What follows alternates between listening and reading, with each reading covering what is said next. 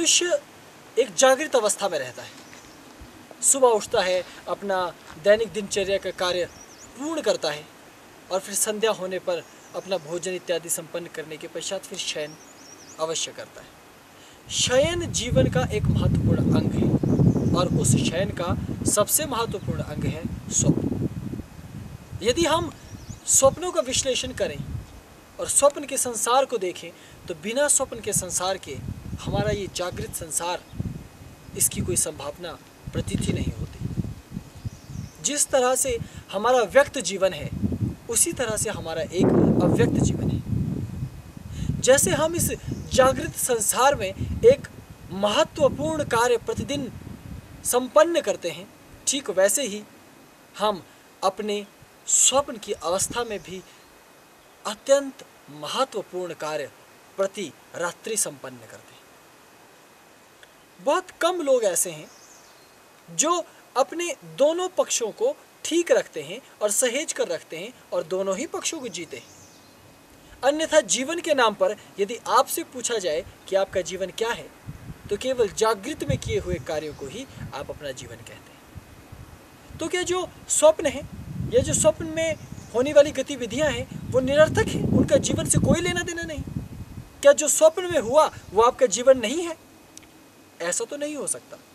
ऐसे होने की कोई संभावना दिखती नहीं, क्योंकि परमात्मा ने जितना समय जीवन को प्रत्यक्ष अर्थात जागृत अवस्था के लिए दिया, उतना ही समय स्वप्न के लिए और निद्रा के लिए प्रदान किया है। जब से हम पैदा हुए हैं, जब तक जीवन रहता है, हम बराबर बराबर समय सोते हैं और बराबर बराबर समय जागते हैं।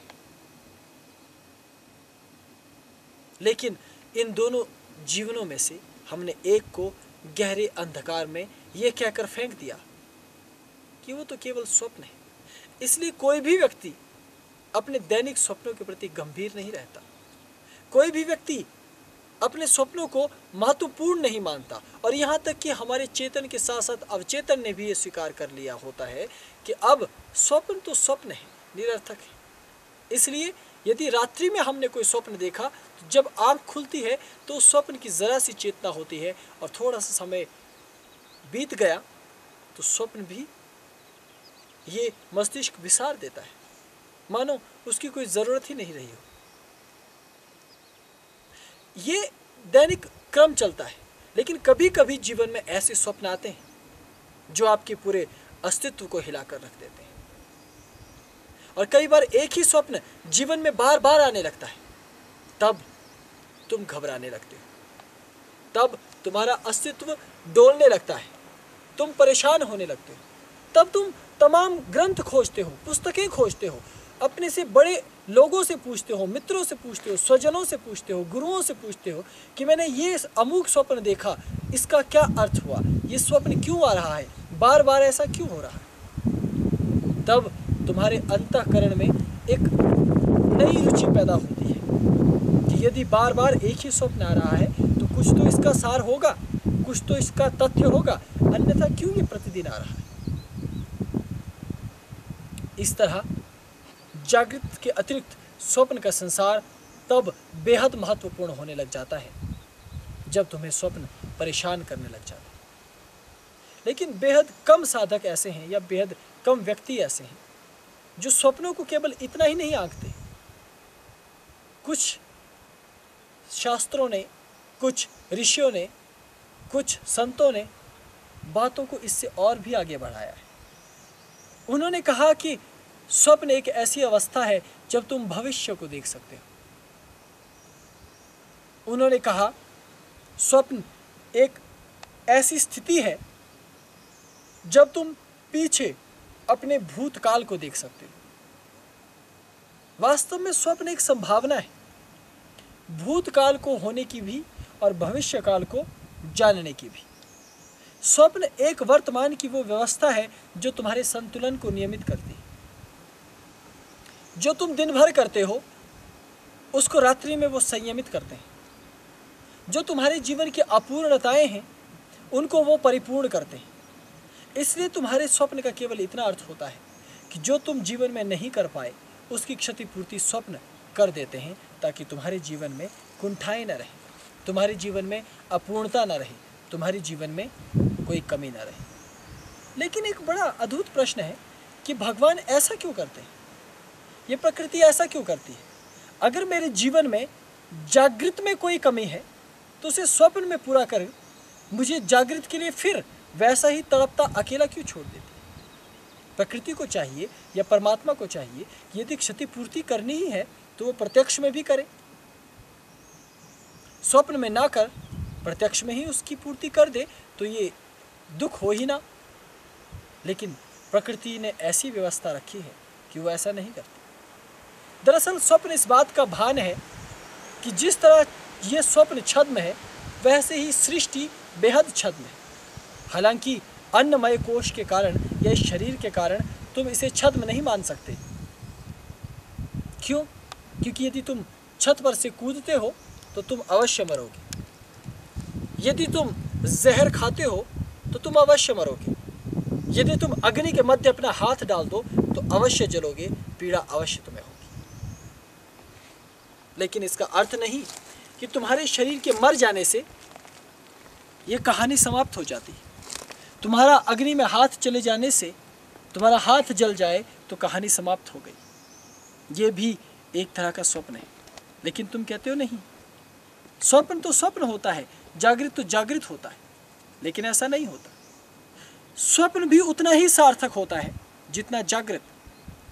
इसलिए जब बच्चा छोटा होता है, पैदा होता है, तब वो इस बात का ठीक ठीक अनुमान नहीं लगा पाता कि क्या वो सो रहा है या वो जाग रहा है।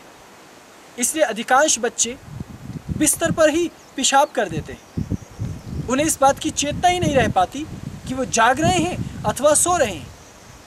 और ऐसा कभी कभी बड़े व्यक्ति के साथ भी हो जाता है। जब वो लंबे समय के बाद कभी ऐसी गहन निद्रा में या नींद की अवस्था में चला जाए, जब उसका एकात्म भीतर स्थापित हो जाए, तो वह शरीर और देहानुगत चीज़ों से बिल्कुल कट सा जाता है।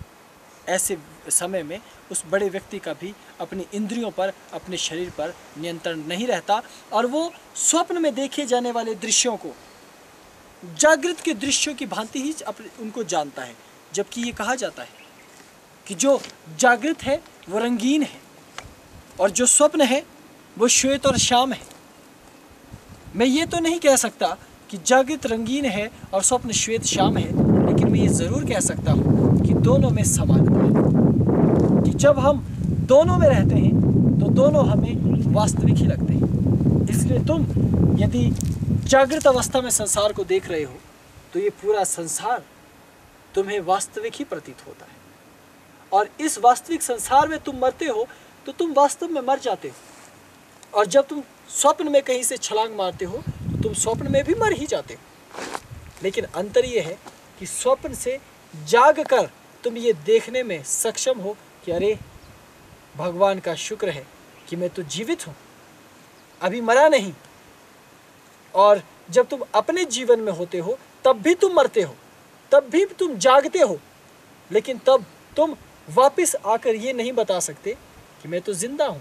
जैसे अभी तुम यदि जाग रहे हो लेकिन पिछली रात स्वप्न में तुम मर गए थे, तो तुम अब वापस स्वप्न में नहीं जा सकते। तुम्हारे पास कोई उपाय ही नहीं है कि तुम वापस अपने स्वप्न में जाओ और उन लोगों को स्वप्न में जाकर बताओ जो पिछली रात के स्वप्न में थे कि अरे भाइयों, मैं वहाँ से गिरा था तो मरा नहीं हूँ, मैं जीवित हूँ, मुझे देखो और मैं ये प्रमाणित करता हूँ कि मैं जीवित हूँ। तुम लाख चिल्लाने की कोशिश करो, तुम लाख स्वप्न में लौटने की कोशिश करो, लेकिन स्वप्न में वापस लौटने का कोई उपाय नहीं है। लेकिन फिर स्वप्न के लोग तुम्हें ये कहने लगे, अरे जागृत वागृत तो कुछ होता ही नहीं है, ये सब अंधविश्वास है, विज्ञान ने ये प्रमाणित नहीं किया, कोई तर्क तुम्हारे पास नहीं है। तुम बताओ, यदि कोई व्यक्ति मर करके जीवित हुआ है तो वो वापस लौट कर दिखाए। अब यदि स्वप्न में तुम मरे हो और फिर जाग गए हो, अब तुम वापस स्वप्न में जाकर पुनः मरो या पुनः जीवित होकर दिखाओ, ये संभव नहीं है। तुम कोई उपाय, कोई युक्ति, कोई षड्यंत्र ऐसा तैयार नहीं कर सकते, ये संभव ही नहीं है। सिर्फ एक युक्ति है कि सम्मोहन के माध्यम से कृत्रिम स्वप्न में ये सब किया जाए। ठीक वैसे ही इस जीवन में भी जब तुम मर जाते हो तो तुम पुनः एक जन्म लेते हो और तुम्हें पता चलता है कि अरे मैं तो जाग गया, इससे पहले मैं एक स्वप्न में था। तब तुम्हें माया का पता चलता है, अन्यथा नहीं। लेकिन तुम्हें इस संसार में लोग कहते हैं कि ये सब झूठ है, अंधविश्वास है, कोई माया नहीं है, देखो ये सब प्रत्यक्ष है, कांटा चुभो कर देखो, कूद कर देखो, जल कर देखो, सत्य तो संसार ही है, संसार से उस पार कोई सत्य नहीं है। लेकिन जैसे सम्मोहन की अवस्था में जाकर तुम कृत्रिम स्वप्न के माध्यम से अपने स्वप्न में जाकर पुनः ये बता सकते हो कि मैं मरा नहीं, मैं जिंदा हूँ, ठीक वैसे ही योग के माध्यम से, साधना के माध्यम से, तप के माध्यम से तुम उस संसार में जाकर अनुभव कर सकते हो और इस संसार को आकर बता सकते हो कि मैं मरा नहीं, मैं मर नहीं सकता, मैं नित्य हूँ, अजर हूँ, अमर हूँ। इसलिए स्वप्न तुम्हें प्रतिदिन दिया जाता है, निद्रा तुम्हें प्रतिदिन दी जाती है, क्योंकि ये प्रकृति तुम्हें समझाना चाहती है कि सत्य अभी कुछ और भी है, पक्ष कुछ और सूक्ष्म भी है, ज्ञान कुछ और अदृश्य में भी है, अभी जानना बहुत कुछ शेष है। मैं ये बात आज नहीं कर रहा कि स्वप्न में ये देखने से क्या फल होता है या स्वप्न में ये देखने से क्या फल होता है। क्या स्वप्न में कुछ करने से तुम्हें भविष्य नजर आएगा या नहीं, क्या तुम्हें अपना भूतकाल स्वप्न में मिल जाएगा या नहीं। मैं तो केवल स्वप्न के उस इशारे की तरफ इशारा कर रहा हूँ कि स्वप्न तुम्हें इंगित करता है, स्वप्न तुम्हें बताता है कि स्वप्न एक माया है, एक आवरण है, एक छद्मता है, लेकिन तुम तब भी स्वप्नों को जीते हो और तुम्हारा अधिकांश समय उस झूठ को जानने के बावजूद उसी असत्य में प्रति रात्रि व्यतीत होता है। ठीक वैसे ही मैं तुम्हें ये बताना चाहता हूँ कि एक दूसरे असत्यमय स्वप्न में भी तुम प्रतिदिन जी रहे हो।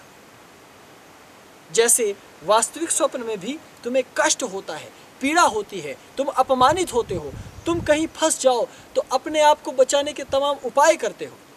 अंतर सिर्फ इतना है कि स्वप्न में गुरुत्वाकर्षण नहीं होता, प्रत्यक्ष में गुरुत्वाकर्षण है। कुछ नियम स्वप्न में लागू होते हैं और कुछ प्रत्यक्ष में लागू होते हैं, जिससे तुम ये अंतर कर पाते हो कि ये स्वप्न है और ये प्रत्यक्ष है। ठीक इसी तरह जब तुम अपनी साधना बढ़ाते हो, जब तुम अपनी तेजस्विता बढ़ाते हो, तब तुम्हें पता चलता है कि ये नियम इस पृथ्वी के हैं और ये नियम उस लोक के हैं। ये नियम भौतिक जगत के हैं, ये नियम आध्यात्मिक जगत के हैं, ये नियम इस संसार के हैं, ये नियम इस धर्म के हैं। इसलिए असत्य और सत्य का निरूपण करना बेहद जटिल माना जाता है, लेकिन स्वप्न एक खबर है, स्वप्न एक सूचना है, स्वप्न एक उपाय है, स्वप्न एक रास्ता है ये जानने का कि आखिर इस सृष्टि में क्या हो रहा है। जिस क्षण तुम ठहर जाते हो, जिस क्षण तुम विश्राम करने लगते हो और अपने आसपास की चीज़ों को निहारने लगते हो, तो परिवर्तन आने लगता है। जैसे जब तुम स्वप्न में इस बात का भान करते हो कि अरे ये तो स्वप्न है, तो स्वप्न नष्ट हो जाता है। ठीक वैसे ही जब तुम ध्यान करते हो, योग करते हो और ऊपर के तल पर अपने आप को पाते हो, एक अदृश्य को छूने लग जाते हो, तो तुम्हें ज्ञात होता है कि अरे वास्तविकता तो ये है और जो मैं अभी तक देख रहा था ये तो कृत्रिमता है। स्वप्न में गए व्यक्ति के लिए स्वप्न सत्य है और स्वप्न से बाहर आए व्यक्ति के लिए स्वप्न असत्य है। संसार में रहने वाले व्यक्ति के लिए संसार सत्य है, संसार से बाहर गए व्यक्ति के लिए संसार असत्य है।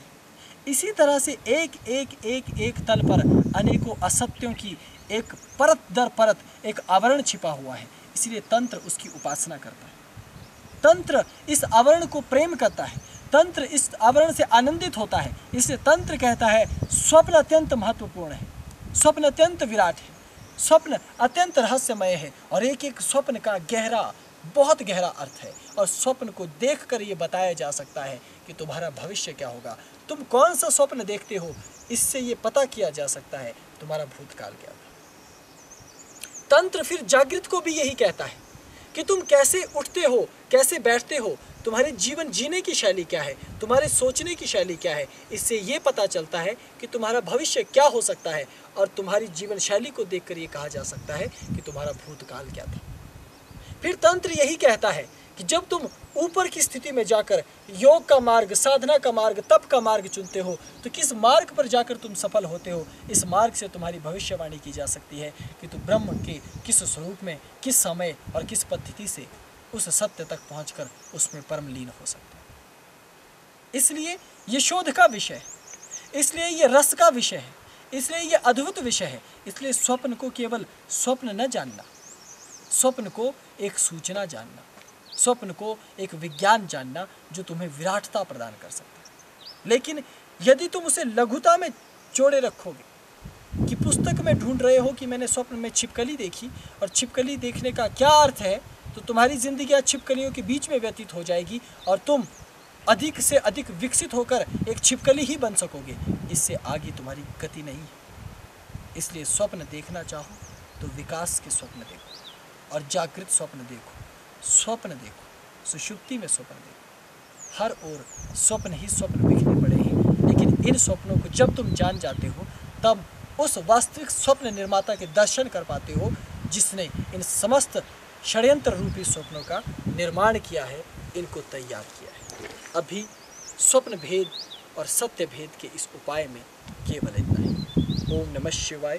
प्रणाम।